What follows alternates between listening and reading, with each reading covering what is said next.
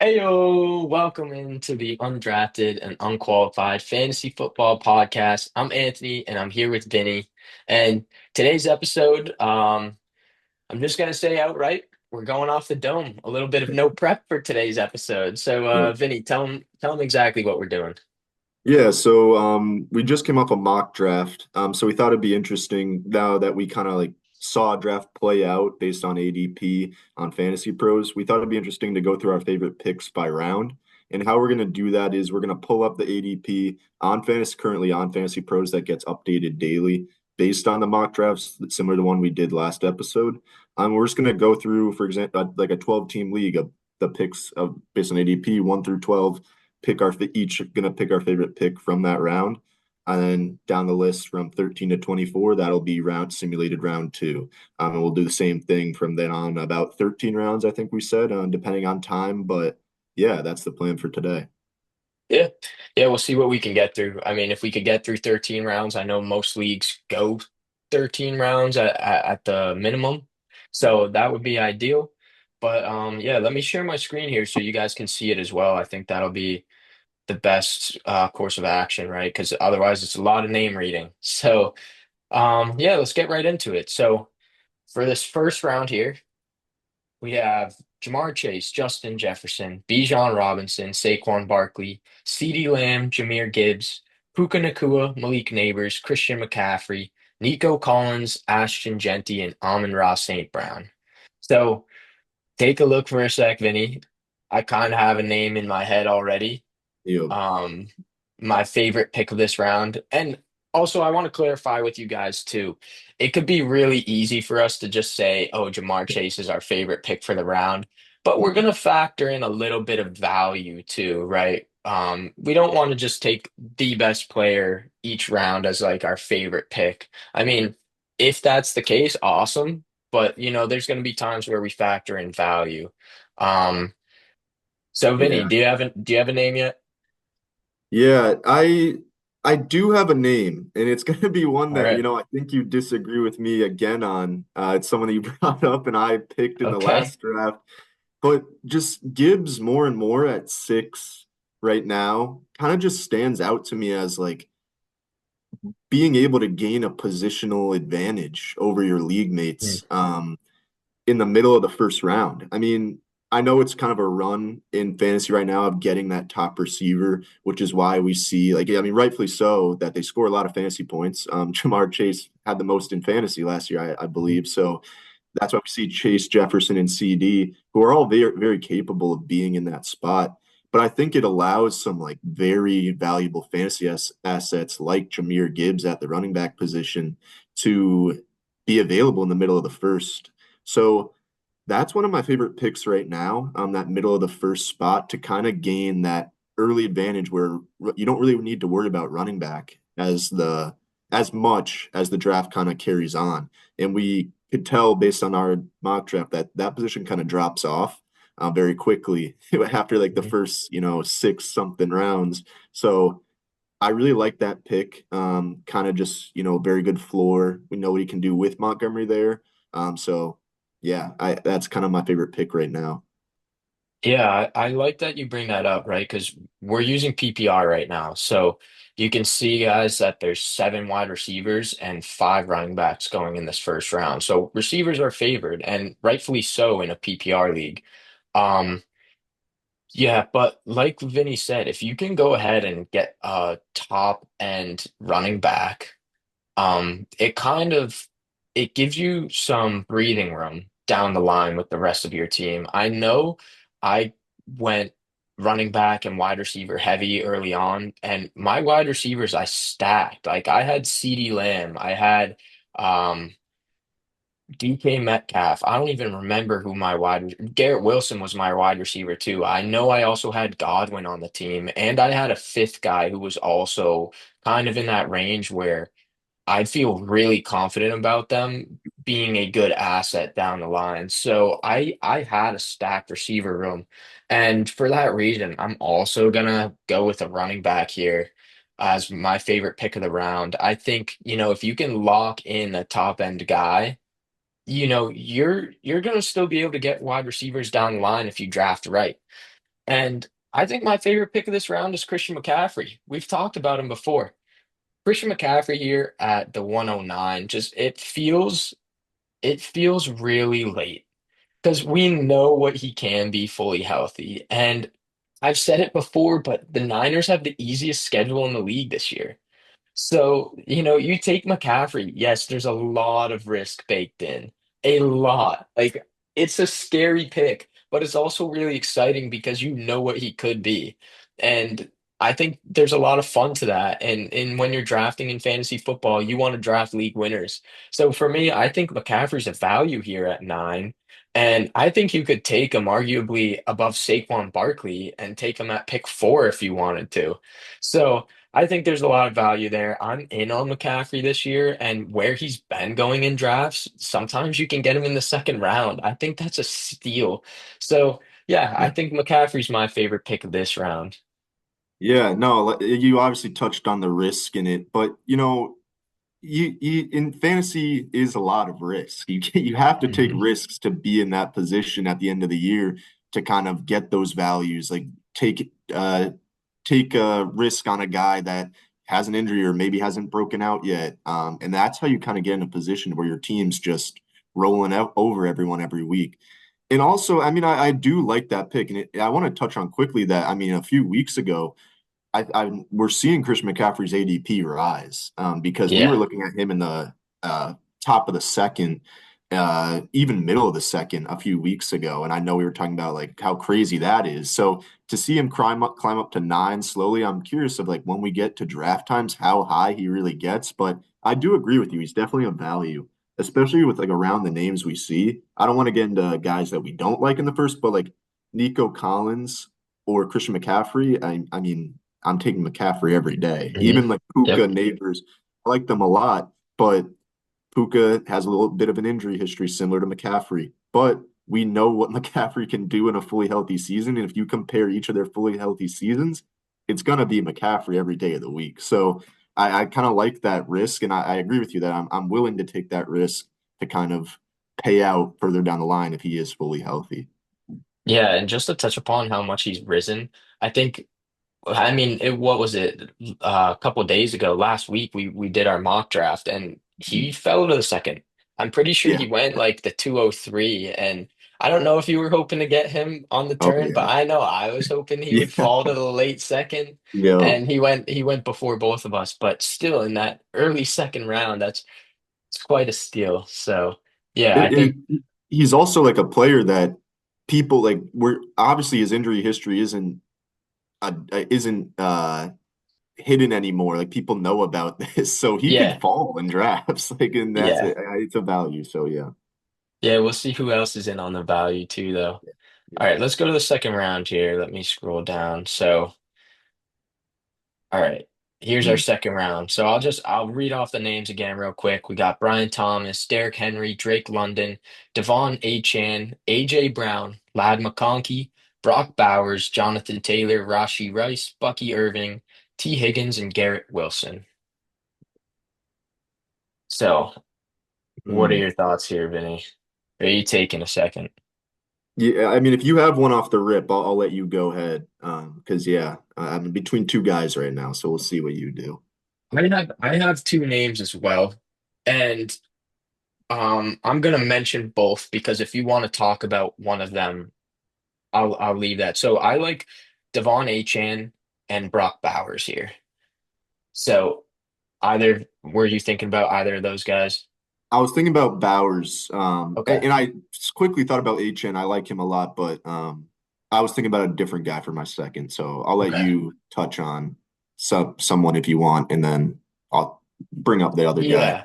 I think I think my favorite, honestly, I think I would say Bowers is my favorite in this range. I like Achane a lot more after the Jonnu trade. I think that's maybe why he'd be my favorite. But I think if we're just looking at the round as a whole, I like Bowers a lot. Like, um, you took him in the mock draft last week, Yeah, and you had that positional advantage. You have that every single time. Like when we've seen positional advantages in the past with the tight ends, we've seen Kelsey go not too many years ago at like the 106, 107 in drafts. Yeah. And that was a reach.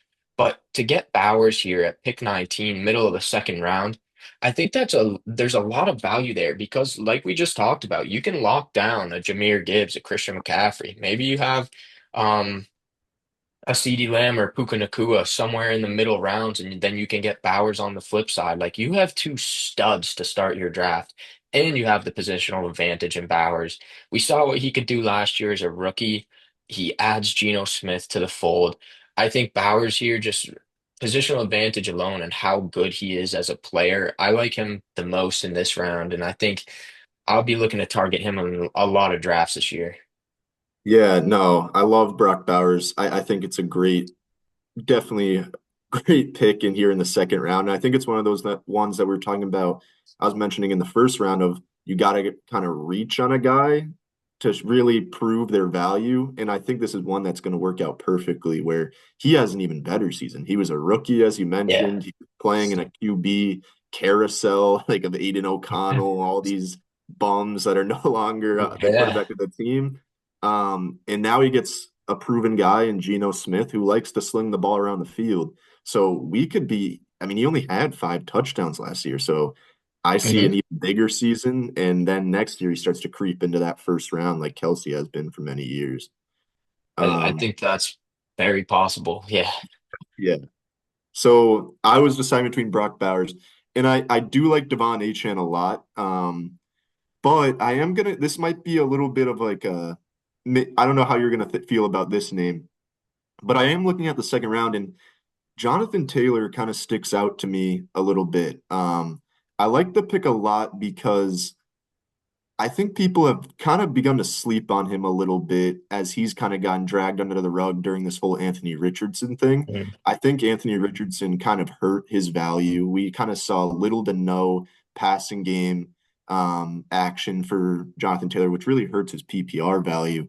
But this guy can run the ball. I mean, if you want to talk about a Yeah. yard per carry, he's Yeah. one of the best runners in the league, best pure running backs in the league. We've seen him have the number 1 overall season. This was now a few years ago, but he's still very capable of doing that. And you could worry about that. He had a very good O line at the time. The team was different coaching staff, I believe. So I still think he's capable of having a season like that. And I think honestly, the news in camp is that Daniel Jones is looking like the guy to be a starter. And I think that helps Jonathan Taylor's fantasy value a lot. So to kind of get that RB, if you go RB to have 2 RB1s here in the second round, you grab your second one that I think he has top 5 upside. I kind of like that a lot, based on the potential and on your gain on the value that you're getting in the second round. Yeah. JT's kind of in a weird place, right? Like he's Mhm. in the late second. He's always been a first rounder. Yeah. Um, so I think there's some value here if you go JT. And also if you don't go running back first round, say you go I guess who would be on the flip side there? Saquon Barkley maybe, or Mhm. CD Lamb was at the 105. So say you go CD and then you end up with Jonathan Taylor as your RB1. I think Yeah. that's a great pairing too. Get a really good running back and a really good receiver. So yeah, Totally. I like this pick. I think JT's a really good running back, but I also understand the frustrations because the Colts O line hasn't been good lately. The Yeah. Yeah. quarterback room isn't great. The offense as a whole isn't great. Um, and if they're down in games, they're not going to be running that much. But yeah, I think he's a really talented back. And here it just seems like it kind of seems like you're not losing anything by taking him here. You're not grabbing him in the first round and he could bust and not live up to that. So I think that's a good pick as well. Yeah, and again, just the names around him, like Rashi Rice, a lot of uncertainty there. Bucky Irving, he Yeah. had a good Yeah, end of we've the year, talked but about Rice. we don't know how he's going to come into the next this year with is Mhm. Rashad White still a thing? What's Sean Tucker? Like we know they like to use a lot of running backs. Then T. Higgins, Garrett Wilson. T. Higgins is the second wide receiver on his team. Like Garrett Wilson hasn't really proven himself to be that wide receiver one yet in fantasy. So I think it's just a lot more certainty of we know what Jonathan Taylor can do. So Yeah, very safe pick here. yeah. All right, let's move on to the third round here. So, yep. All right. So we got Trey McBride, Josh Jacobs, Devontae Adams, Marvin Harrison, Tyreek Hill, Chase Brown, JSN, Terry McLaurin, Josh Allen, Lamar Jackson, Breece Hall, and Kyron Williams. So we do have our first pair of quarterbacks coming in here in the third round with Josh Allen and Lamar. We also have Trey McBride, your second tight end, off the board at the beginning of the third. Um, a lot more receivers, and then a couple more running backs here as well. Yeah. Yeah, give me a sec to look through this because there are some names I like. Um, I kind of got a name if you want to take a little bit. Go for it. Um, I do want to point out quick, this isn't going to be my guy, but Josh Allen and Lamar, I wouldn't be afraid to take either of them here at this ADP. I think third round's a good spot for them, but that's not Hmm. the name I'm going to talk about. Um, I'm going to go with JSN, Jackson Smith and Jigba. I Yeah. I kind of just so like I keep mentioning the names around him right now in the room for more upside and having a better season than his breakout season last year, that really entices me here at 31 in the middle of the third. Because, I don't have the stats in front of me. I've looked into them, but I know his target shares were off the charts last year with Geno. He was just, a target machine, reception machine, and he really started to like catch his stride midway point of the season, even earlier, and kind of show that he's an alpha. And I think the Seahawks saw that too by trading DK Metcalf, whether that was their choice or not. I know he was just a personality in general. So who knows how that situation worked out, but he's now there. And I know they brought in Cooper Kupp. So those vacated targets of Metcalf are going to go somewhat to Kupp, but I just see it also increasing JSN's volume as a whole. We start to see more touchdowns and just those receptions and yards could go up again. And so I think it's just another chance for upside here where he starts to sneak in to wide receiver one range very easily, possibly. And right now at the wide receiver 18 in the third round, I mean, I kind of like that chase for upside and also a very solid floor. Yeah, I think this might be the first one we disagree on. Yep. I'm really worried about Darnold. Darnold was in Minnesota where he shined last year, and we've seen Kevin O'Connell, coach really bad quarterbacks to be great there. Like Nick Yeah. Mullins had success over there. Josh Dobbs was pretty successful. Um, and what was it, 2 years ago maybe that the Cardinals traded for him midseason from the Vikings because they saw what he did and said, hey, without Kyler Murray right now, this guy can be the starter for us the rest of the year. Mm. So he just elevates guys and he goes into a situation where they're going to be a run heavy offense. Um, and JSN, I think there's potential. I'd love to see it work out for him, but you know, when it's these year two breakout receivers, like I've heard that in year three, we tend to overdraft them. I Mm. don't know if middle of the third is too high. I don't know if that's an overdraft at wide receiver 18 because I think when I've seen some other ADPs, he's been going like mid second round at like wide receiver 13. So I Really. think this is a much better spot for him. Mm. But I don't know. I'm really worried with Darnold, and I think that gives me some hesitation here with Uh, JSN. Yeah, that's completely fair. I mean, we saw one good season out of Darnold after his, Yeah. horrific career. So it in my eyes, like of course, worry for Darnold is warranted, and I would even agree with you that I'm a little not convinced on him either. But I trust the talent of JSN. I mean, everyone knows like this guy's gonna do it, this guy's gonna break out. We're not worried about him. And then he did it. So I think like Mhm. it can improve on there, but you make some good points about the run heavy offense. I just trust the talent, I guess, overall, in terms of like he's gonna get the ball and he's gonna make sure he gets open. That even Sam Darnold could throw him the Yeah. ball. Yeah, I think he's going to volume his way to Yeah. be at least somewhat successful too. So even if he doesn't reach this wide receiver 18 draft slot, I think Mm, he won't be too far off. I'd be shocked if he's anything less than a wide receiver two next year. yeah. Um, so looking at some of these names here, there's a couple names I want to just briefly just mention. I know we both like Marv this year. I drafted Chase Brown in our mock draft last week. I like him here. Kyron Williams, I think back end of the third is really late for the guy who's finished at RB6 the last 2 years. Um, Trey McBride is a name I like a lot. I just mentioned the positional advantage with Bowers in the middle of the second. So now you can get two studs and then McBride in the third. That that is very enticing. Mhm. But I don't want to talk about him here because I just talked about Bowers. Brees Hall is the guy I want to talk about.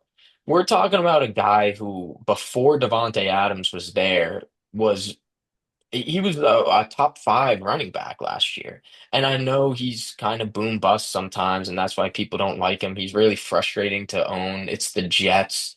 But you're getting him here at the RB12 in the back end of the third now. You're not spending the sixth overall pick on him this year. And I think that tends to end up being your RB2, but I'd even be okay with him as my RB1 if I end up going a different route. Um, and I think we know what he can be. This offense is not good, and Garrett Wilson can't do it all by himself. I think Brees Hall and Garrett Wilson will be the focal point, just like we saw 2 years ago. And I think that's going to be the situation again this year. You know, Adams took a lot away from the both of them last year, but when Adams wasn't there, the both of them were both really good for fantasy football. And I think Brees Hall here is just he's kind of a steal. And I'm starting to really like him in drafts. He has a PPR floor too. And Justin Fields likes to check down the ball to his running backs, even though he's a rushing quarterback. So I think there's a path for him to get back to like a top six running back this year. And you're getting him 6 spots later. And in the third round, I just think there's a lot of value, and I've been targeting him in drafts, and I like him here as well. Yeah, no, this is an interesting name. I think it's similar to the Jonathan Taylor of like where we kind of Mhm. forgot about this guy and he's been getting a lot of not hate, but just like just getting shoved down rankings.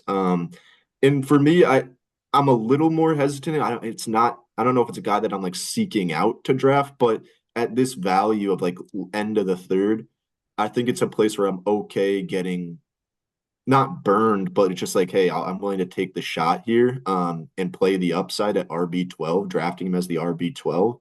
So, but also I just wanted to point, like, it's hard to not read into mini camp stuff. I know it's all noise, it's Mhm. smoke, coaches are going to say stuff, but Aaron Glenn, I just don't like what he's saying. It seems like he hasn't like backed Brees Hall yet. He's saying they're going to use three running backs, that they're going to like run the ball, which is a good thing for Brees Hall, but he hasn't stamped that. Like, we all know Brees Hall is the guy and he's the most talented in that room, but he's saying he's going to use guys like Braylon Allen, Isaiah Davis, and it's just like that worries me a little bit, because new coach, he didn't draft Brees Hall, it's not his regime, so I don't know. That part scares me a little bit, but I do agree with you that like we know what he's capable of. So yeah, but it's all smoke right now. Brees Hall is going to be a starting running back at the start of the season. We know that, but Yeah. it's interesting to see how that's going to play out. Yeah, I was going to bring that up because I think it's smoke. I think he's the Yeah, most talented back in the room, and your best back is going to be on the field. So yeah, I think Brees is going to get the work, and I think don't worry about them saying it's a three-man backfield because he would be stupid. He'd lose his job in 1 year if he were to do that. So, all right, let's get to round four because we've been taking our sweet time every round. as usual. And if we're trying to get through 13, this is going to be a minute. So we got round four: Mike Evans, Ted McMillan, Jaden Daniels, DJ Moore, George Kittle, Xavier Worthy, James Mm, Cook, DK Metcalf, Jamison Williams, Jalen Hurts, Devonta Smith, Marion Hampton. wow, wow, Ted's high. That's just the first That thing that sticks out to that is me. very high. Yeah. Hmm. I have a name just right off the bat if you need a minute. Yeah, go for it. Yeah, Yeah, Jalen Hurts. That's an that's easy who I one was for looking me. at too. Yeah, Right. Yeah. Hey, yeah, well, let's both talk about Hurts then. yeah. Because I think, like you said, you wouldn't be opposed to going Josh Allen or Lamar in the third, but Jalen you can get in the later fourth, and I think there's potential to a QB1 for him. Um, I'd prefer him straight up over Jaden Daniels. and Jaden Daniels is going, what's that, 7 spots higher. So I think Jalen Hurts, the rushing upside, the fact that it's a high-powered offense that we know is going to be good regardless. The defense might have gotten worse, meaning there's potential for that offense having to throw even more and score even more, and that offense didn't change. So I'm really in on Hurts again this year, and people have been drafting him the last few years as QB1, QB2, wherever you want him there. And I get it. This year, I wouldn't take him more than QB3 because you're coming off of Josh Allen's MVP season, Lamar Jackson's 40 plus touchdown season. So Yeah. I would take those two first, but I don't think Hurts is that far behind. And to be a full round later, I think there's a lot of value here. And, again, positional advantage. If you're trying to grab that positional advantage, I think Hurts is a great pick here in the late fourth. Yeah, no, I completely agree. Right away, it was the name that kind of stuck out to me because Mhm. I'm honestly kind of surprised how it's already starting to look a little murky for me here. Like names Yeah, like Jameson yeah. Williams, that, I like Worthy a lot, but there's a lot of risk there. James Cook, like the contract situation. I mean, it's just weird that, it kind of like there's a lot of talent here, don't get me wrong, but it falls off a lot. But Hurts, yeah, I was just pulling up his fishes. And I mean, when from a fantasy perspective, in terms of quarterbacks, you want the rushing upside, which is why Josh Allen, Lamar, and Jaden Daniels are all going so high as well. But I mean, it's just guaranteed for Hurts. I mean, his past in 21, he had 10 rushing touchdowns, 22, 13, 23, 15, and then 24, he had 14 rushing touchdowns. I mean, that's outrageous. So, And that was with Barkley last year. He yep, still had yeah, and Barkley 14. had like what, So, close to 20. So I mean, yeah. it's ridiculous that he had a down season. In some people's eyes, last year he was the QB8. I agree with you that like he's right after Allen and Lamar for me. So to get that him a full round or and a half later and kind of be able to go with that pick that you could take Lamar or Josh to kind of be able to go like another elite running back or receiver as we see the drop off start a little bit here. Yeah, I think it's a great value here. So I would take Jalen Hurts from like a fantasy football perspective here. Mhm. Yeah, I also agree with you. I don't love the picks in this round Yeah, either. I think interesting. it's just it got weird real quick. But let's go to round five here. So yeah, beginning in the fifth round. Wow, some more weird names. Cortland Sutton, George Pickens, Ken Walker, Zay Flowers, Travis Hunter, Chuba Hubbard, Calvin Ridley, Jalen Waddle, Alvin Kamara, Joe Mixon, Joe Burrow, and Juwan Jennings. Yeah. I see a name right away. If Go I'll for just it. yeah. So the name that stuck out to me is Alvin Kamara. I Me mean, too. do you Me want to too. just? I mean, if you have another one, we could talk about No, him let's together. let's Yeah, do it. Let's do it again. yeah. I mean, this is just a guy that's immune to a regression. He's his skill set Yeah. is what it is, and it's been like that his whole career. And he's just a reception monster. So to get a PPR beast in the fifth round, is just kind of ridiculous that he's going after names. Like I like Chuba a lot, but you gotta go Kamara in front of him. I'm sorry. And then Ken Walker. I mean, that's kind of ridiculous that people are taking them Injury above him. risk. Yeah, exactly. So, I mean, Kamara, we know what he can do. He's proven kind of the Derrick Henry style that like, oh, we're waiting on a down year. It's not going to come. And it hasn't come, Mhm. and I don't see it coming this year. I think he has still a couple more, maybe not his elite RB1 years where he finishes RB1 overall, but I could see him sneaking into the top 12 very easily. And so to Mhm. get him at the RB18, that's potentially your second, definitely one of your second running backs, even maybe your third, depending on how you're drafting and throwing him in the Yeah. flex spot. So that just seems like another advantage to kind of like get someone with upside and a very good floor with that receiving ability. Yeah. And like you said, I don't think it's fallen off. There's no competition in that running back room. Like No. none. So They it's just still drafted it's still guys that him. just fall off every year. So Yeah, and you're gonna have a rookie QB who's gonna be a safety blanket. It's gonna be Kamara. He has a PPR floor, like you said.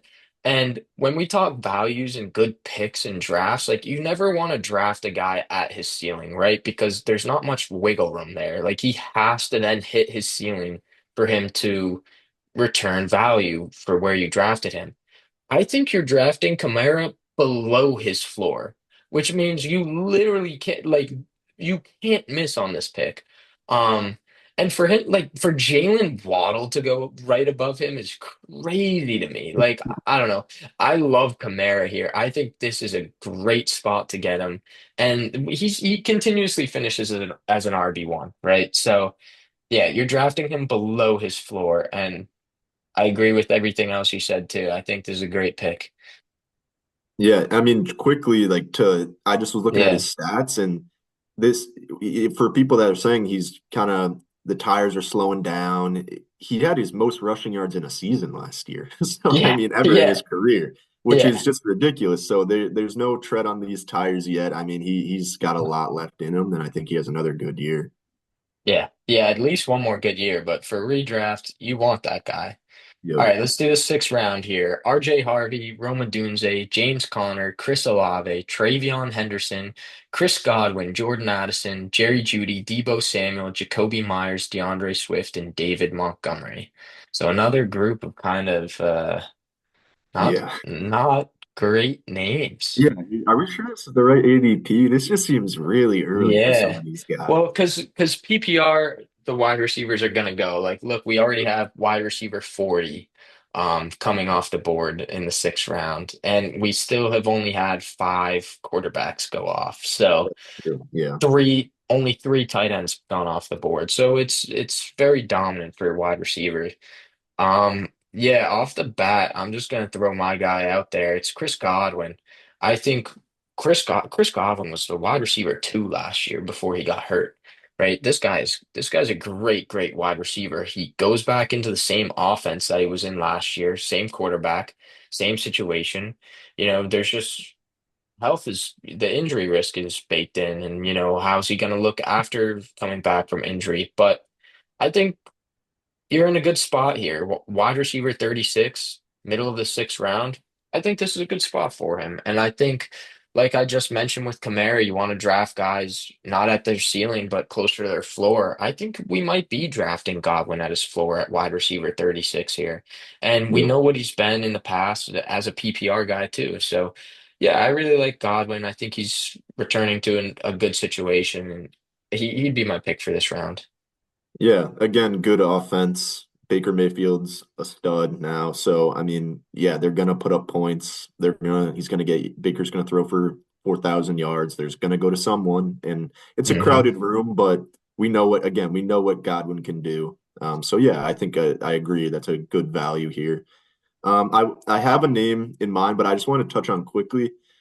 Jerry Jeudy is an interesting name that I like if Joe Flacco's the starting quarterback. I think Yeah, yeah. people Judy quietly had a wide receiver one season last year. I think he was Mhm. 12th, which I don't think a lot of people really realize. I think it was inflated with like one big game, but still, I mean, he that was his finish, and we base a lot of our takes off of finishes last year. So at wide receiver 38, I kind of like the value there, but the guy I'm going to go with is Travion Henderson.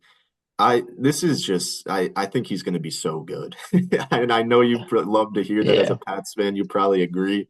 He is kind of one of those running backs that, he has that kick. He has that like juice, that second gear, like yeah, that Devon HN kind of like, whoa, like this guy is like quick. And he's also just a bully. Like he's a big boy that can get a ball on the goal line and punch in a touchdown too. He can receive the ball. And I think like very quickly, the Patriots hopefully realize that he's so much better than Ramondre Stevenson.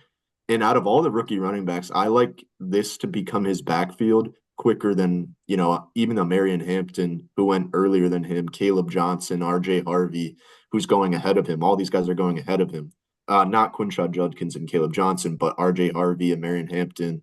And I like him to take over that backfield quicker than these guys. And so in the sixth round to get a guy that has that juice in second gear. And I think he's also going to take over the backfield earlier. I think it's a good value.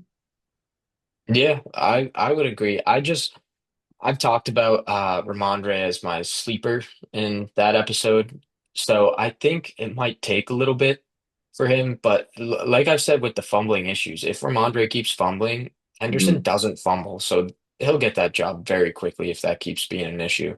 But Yeah, yeah, he has a lot of juice. He's a really exciting yeah, player, and yeah, it's going to be hard to keep him off the field if he makes plays. That's for yeah. sure. Yep. Yep. All right, let's go to the seventh round here. All right, we're seeing another tight end, but we got Ricky Pearsall, Sam Laporta, Caleb Johnson, Quinshawn Judkins, Stephon Diggs, Khalil Shakir, Matthew Golden here, Josh Downs, Jaden Reed, Tony Pollard, Aaron Jones, and Isaiah Pacheco. Yeah, Mm. I will touch upon him briefly because I talked about him in the value episode. But Tony Pollard, RB27, again, drafting him at his floor.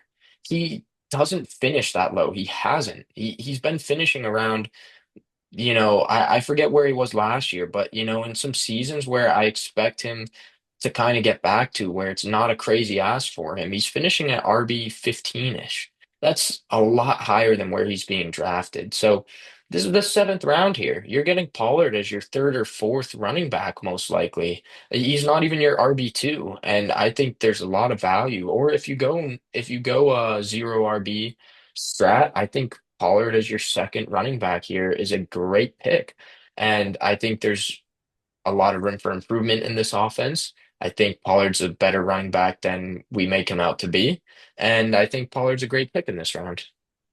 Yeah, I agree. I think the Tajay Spears days are not over because he's still on the team, but Hmm. Tony Pollard's kind of showed that he's better and he's under contract, so they paid him the money. So yeah, I agree. At RB27, that's a great value.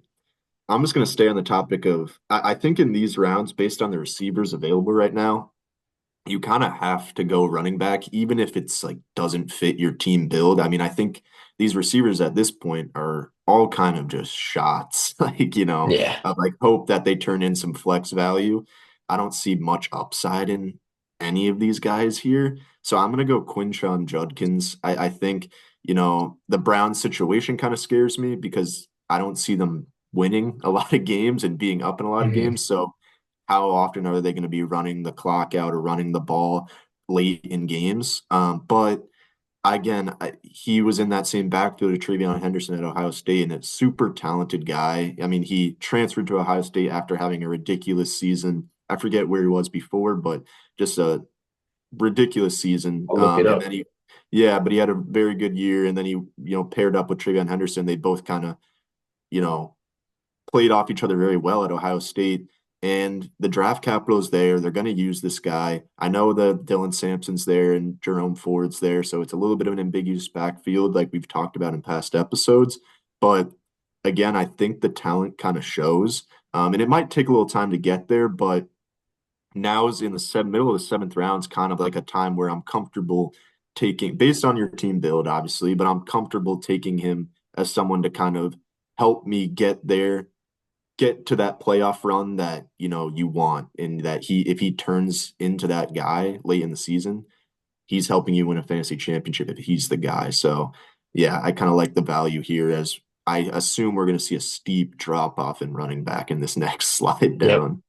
Yeah, I would assume the same. Yeah, I just looked up where he was. He had two productive years at Ole Miss before transferring. Yeah, yeah, that's right. So yeah, he's a good back. I like this pick here. And real quickly before we go to the next round, a lot of what we've been saying is, oh, these running backs, or the QB, we haven't been picking a lot of wide receivers, but I want to mention that doesn't mean we're saying don't pick receivers. Like you have to pick receivers for your team and pick them where they fit. But when we're zooming in on each round specifically, like we have a real focal point here, it's just based on who's around them.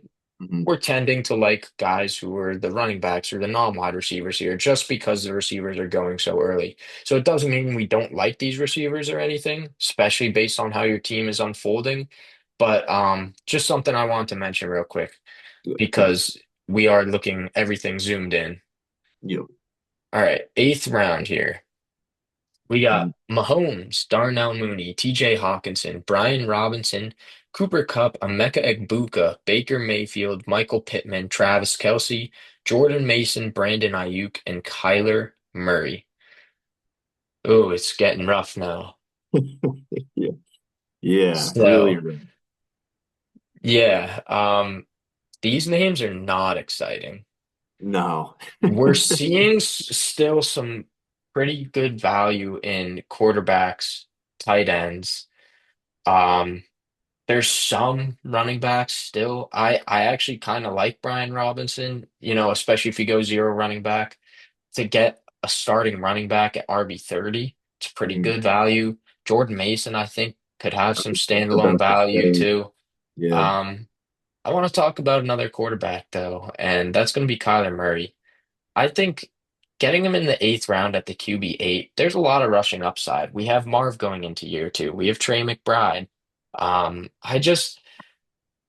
I still want to believe in Kyler. I really do. And I think part of me is because we've seen him be successful in the past.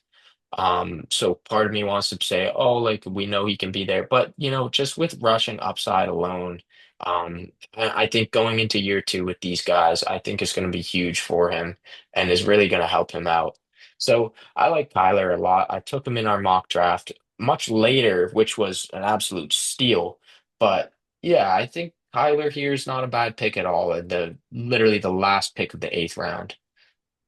yeah, no, definitely. I think you got him in our mock draft, right? Like Yep. super late. Late, late. Yeah, later than this. So, but yeah, even here, I think I agree with you that he's a value. Like we just talked about those Russian quarterbacks all early. Like he Hmm. fits the same build. Um, and if he puts together like a really good season, he could sneak up to where those guys are. Potentially like the Josh Allen, Lamar, Jaden Daniels, and Jalen Hurts. So yeah, I like the value there. You know what? You spoke on how we haven't been showing the receivers a lot of love. I'll break out one here. I'm going to go with Michael Pittman. I think again this Hmm. falls on Daniel Jones being the quarterback, which it sounds like it's leaning towards that way. I think he's kind of just become like wide receiver 50 is a little crazy. I mean, he's not. I think it's because he's not an exciting wide receiver. Like he's not going to burn you down the field. He's not going to be scoring 50 plus yard touchdowns. Um, he's just a really good, consistent guy that'll catch a football for you and get a first down. Like he's a good PPR player. So I think at wide receiver 50. I still think he's the alpha in that room. I know we saw Josh Downs get, I think it was the round before, and so they're going in a Hmm. similar range. Josh Downs is very good, but I think Michael Pittman's skill set is just fits more of a fantasy production profile where he is not gonna bust really ever, or he could, but like he's gonna get you a solid floor, and if he scores a touchdown, that can turn into a solid game for you. So I kind of like the value here at wide receiver 50. Yeah, he's a really unsexy pick. Yeah, he is But solid. it just for me, it kind of depends how Warren fits into the system because I True. don't know if there will be enough to go around with whoever the quarterback is for Downs, Pittman, and Warren. Um, but Adonai say too. say Warren's the third guy, and it's Pittman and Downs. I think Pittman could be a value here. So Mhm. I like that pick. Yeah, I don't know if Adonai is going to turn into anything this year. And Alec Pierce too. He caught some deep balls, but that was it. He's I think, Anthony. He's yeah, Richardson's guy. He'll yeah, throw like a yeah. couple 80-yard touchdowns. Yeah. So yeah, I don't mind it.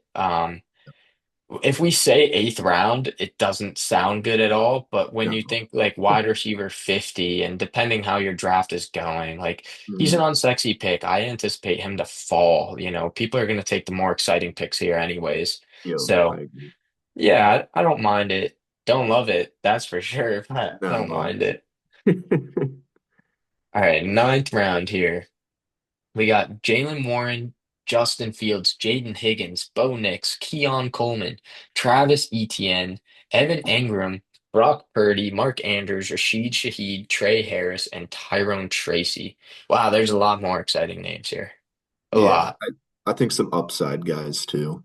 Yeah, I actually like a number of names in this round. Um, You can go for one then if you got one.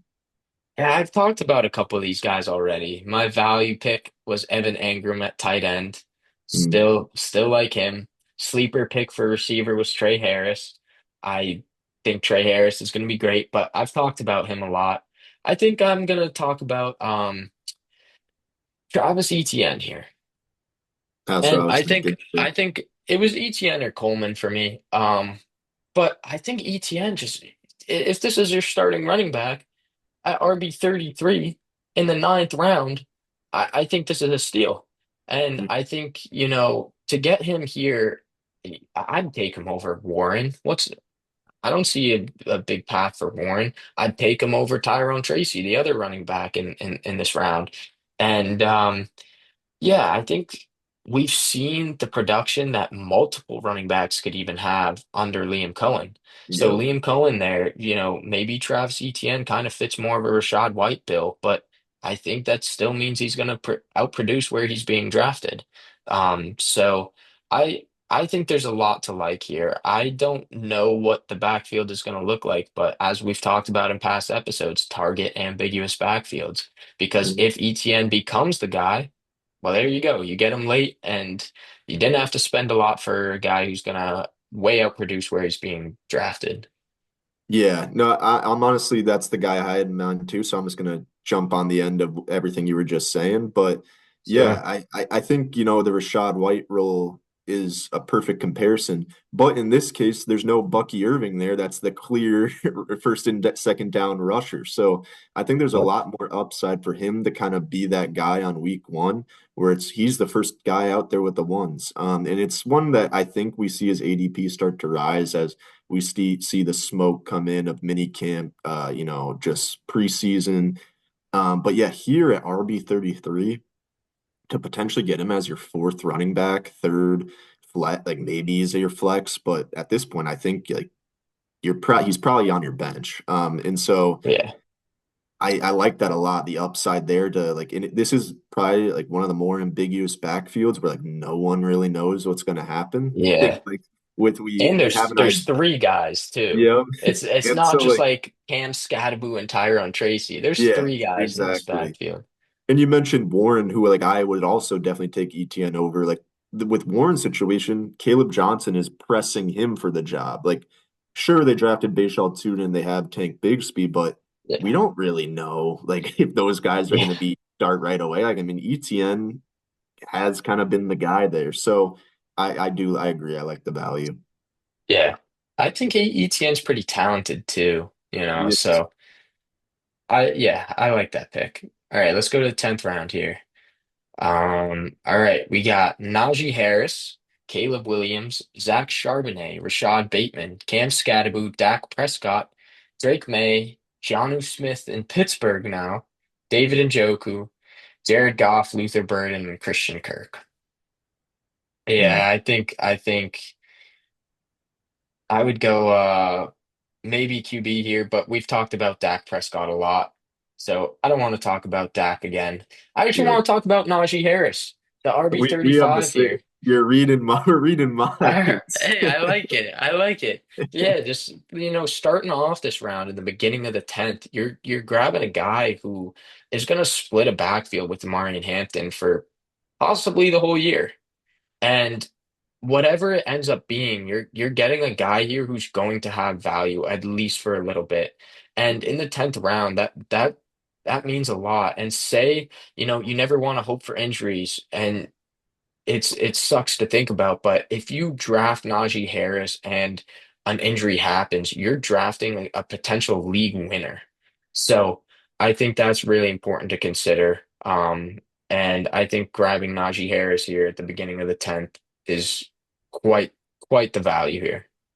Yeah, again, I'm just gonna, tag along on this one because I know at the be one of our first episodes, my rookie hot take was that Omarion Hampton's gonna finish as a borderline RB1. And I still think that he has a lot of potential to do so, but I did kind of trash on Najee Harris a lot in that episode. And I Yeah. wanna, give him some respect a little bit. I'm not, don't take back that he's an inefficient rusher, which he is, but he gets the yards, he produces, and we know that Harbaugh likes to run the ball. And I've also seen some stats of Greg Roman, who was the offensive coordinator for the was it Baltimore Ravens when they drafted J.K. Yeah. Dobbins, and he was the big name coming in. They had Gus Edwards at the time, I believe, and Hmm.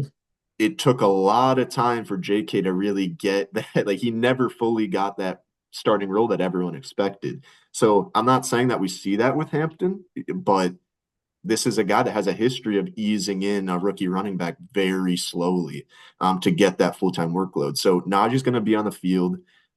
He's going to get rushes. He's a viable receiver. So yeah, I think here at RB 35, it's a good value. Yeah, I think a perfect kind of example here to talk about real quick is, Marion Hampton's going into a room with Najee. Mhm. Caleb Johnson's going into a room with Jalen Warren. And Caleb Johnson is a much more exciting pick for me than a Marion Hampton. And I think Caleb Johnson will take it over much quicker because when we saw Najee and Warren in the room together, Najee was the better back and got all of the work. I Yep. don't think Najee's a great running back, but I think he's still pretty good. He's had multiple 1,000-yard rushing seasons. Three So, in a row. it's not like this guy's just a bum you're going to take over. So, yeah, Mhm. I like this pick a lot, and we're still on the same page. Yeah, So we'll let's see you let's next let's round. Three see. rounds. Yeah, going into the 11th round, we have Ramondre Stevenson, Javonte Williams, J.K. Dobbins, Justin Herbert, Tyler Warren, J.J. McCarthy, Kyle Williams, Tyjae Spears, Bashal Tutin, Jordan Love, Marvin Mims, and Tucker Kraft. Yeah. There's some decent names here. Again, like there's some exciting picks. Um, Yeah, I don't want to steal your thunder because you talked about him in the sleeper episode as Marvin Mims, but Yeah, I the know. upside here is really exciting. And I feel like I've talked about so many QBs this episode, so I don't really want Mhm. to talk about another QB. But I think at the same time, like Jordan Love at QB 18 feels really low. Really, Mhm. really low. Like this guy's gonna have opportunity. This guy's gonna get work done. Um, Yeah, I don't mind Love here. My favorite I will say is Mims, but we've talked about him in the past a little bit, the upside he has there. So I just wanted to also throw out Love and Jared Goff is going so much higher than him. Brock Yeah. Purdy's going so much higher than him. Yep. And I think I'd prefer Love over those guys. Yeah. So, maybe even Caleb Williams. I don't know how I feel about Caleb Williams. I know the upside is immense for him. So maybe I would go Williams over Love, but yeah, I don't know. I think Love has a pretty nice floor, and to get him here in the 11th at QB 18, that's a pretty good pick. Yeah. I think he has a bounce back year. I trust Matt LaFleur a lot, and I think he's just a great offensive mind, and so he'll figure out whatever was going on last year in terms of how his passing kind of took a step back and his decision making was pretty poor. So yeah, I agree. This is good value. Yeah, I mean we've talked about Mims in like a full episode. We gave him like a whole segment. We've talked about Herbert. So I Hmm. mean but a guy that, I did draft, I do like Tyler Warren. I know I talked about Pittman, Hmm. and I think it's like you mentioned, you brought up like I think it is kind of one of those guys that kind of gets those PPR floor that you really like to have on your team or your bench. So I think Warren, they spent the capital on him. They're gonna want to use him. Um, it's just to see it is kind of a ambiguous room where like they have Downs, they have Pittman, they have Warren, Adonai's still there, out. So like there's a lot of guys there, and I don't think they're all viable mouths to feed for whoever ends up being a quarterback, but something how it's going to shake out. I do like Tyler Warren's upside, and I think he's very talented after the catch to kind of like put up some big games. So I kind of like him as a pick here if you really waited on tight end or you took like a guy like Evan Ingram and you want to kind of back him up with some upside later in the draft. I like Warren here. Yeah, and just to back that with if you're going late tight end, you have to take a guy with upside. You Yep. can't go a guy like Dallas Goddard who has no upside. Like, Yeah. I mean, you have to take a shot, and I think Warren's a perfect example that he could be something. Yep. So yeah, I like that pick as well. Let's see, 12th round here. So let's do this 12th round and call it rather than 13. Let's keep it at an Sounds even good. 12. Yep. So yeah, let's do this last round here. Then we got Trevor Lawrence, Marquise Brown, C.J. Stroud, Ray Davis, Colston Loveland, Dallas Goedert, Trey Benson, Rashad White, Jaden Blue, Dalton Kincaid, Cedric Tillman, and Michael Penix. You've talked about Rashad White before, and that would absolutely be my pick here. Absolutely. To get him in the 12th round, RB 45, a guy who could finish as an RB2 with PPR floor is crazy. But I don't want to talk about White because we've talked about him. I want to talk about Marquise Brown. What is he right there? Wide receiver 61. Wide receiver 61. We're talking What? about a guy who was actually really productive in the limited play with Patrick Mahomes last year. Rashee Rice is coming back from injury. He's going to get those short yardage targets. Xavier Worthy, we know, is the deep threat. But Marquise Brown was scoring a lot of points per route run last year. I don't know the exact numbers, but I know he was very productive in his limited play. So if he gets a full-time role, which I expect it to be those three guys, Rice, Brown, and Worthy, I think Brown, I mean, you're shooting dart throws at this point in the draft anyways. The next wide receiver is Cedric Tillman, absolute dart throw. If Brown's healthy, we've seen him produce for the Ravens. Um, I don't think he produced when he was in Arizona because of injury and stuff. But if he's healthy and Mahomes is throwing him the ball, I think this is a great pick here. And to get him this late, I'd be intrigued to just take a dart throw on him and say, hey, screw it. He's getting the ball thrown from Mahomes, and we'll see what he can be. Yeah, no, I agree. I mean, at this point in the draft, you're not going to get. There's no sure thing. These are all No, like sort of no, upside picks. So I think he's a good floor that we know Mahomes likes to sling it. He's going to be on the field with Mahomes right away. That's value in itself. If you're on the yeah, field with Patrick Mahomes, so yeah, I mean, we see how high Worthy and Rice are going. So I mean, this is a kind of guy that you get like 10 rounds later than those guys yeah. That's it, off the round. that he can sit on your bench. And if, Rashee Rice, goes down or Worthy goes down, he steps into that wide receiver two role with Mahomes. It's a good value. But even alone, he's on the field and he'll hold his value. Yeah, and Um, real quick before you talk about your guy here. yeah, You want to draft guys in good offenses. yep, The yep, yep, Chiefs have a good offense. It's that simple. yep. So, yeah, go ahead, Vinny. Yeah, I mean, like you said, we've touched on Rashad White. I do like him a lot here. Guy also just in general fantasy drafting advice of like guys like Ray Davis, Trey Benson, you might as well scoop them up before week one and just see kind of like what Mhm. the play out of James Cook, James Conner, what that looks like. We knew what it looked like last year, but hey, things change year to year. Having those guys on your bench could avoid having them as like instead having to pick them up as your number one waiver wire. So I like going guys like backup running backs or ambiguous running back in these rounds, but I do want to talk about a guy that we haven't talked about much at all, I don't think, is Dalton Kincaid. I think at this point he's kind of become a value. Obviously, he had a very poor season last year and he was banged up. I just am kind of astonished that like the Buffalo Bills refuse to address the receiver position. I mean, I know they have Keon Coleman and Khalil Shakir, but those names just aren't very elite. And when you think of a guy like Josh Allen, like in the fantasy points he puts up, you think like, oh, he's got to have like some elite receiver. He just doesn't. I mean, he does a Yeah. lot of his, things on the ground, like fantasy points on the ground, but I still think Dalton Kincaid has the potential to like be Josh Allen's guy if all things go right. I'm not convinced, but again, this is like a pick for upside, and there's room for to just increase target share because the guys in front of him I don't think are like, elite that are like, oh, Khalil Shakir's gonna get these. Like he's good, but he's no like Jamar Chase, just that like Yeah. these top quarterbacks have.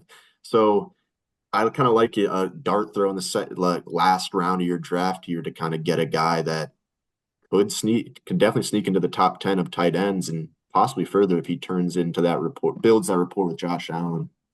Yeah, like we just talked about, upside, right? I Mhm. think I understand the upside for Loveland. I don't like Loveland this year for fantasy, but I understand why he's going higher. But again, Goddard, tight end 14 above Kincaid. I'd Yeah. much prefer Kincaid and get a guy with upside here. So I agree with you there. And it's such a weird thing to think about because Kincaid finished like tight end 25, something like that last year. Like he was completely irrelevant after being drafted at the tight end 5 overall. Yeah. So it's really tough to go back and say, yeah, he's gonna find a path because they just don't utilize the tight ends that much.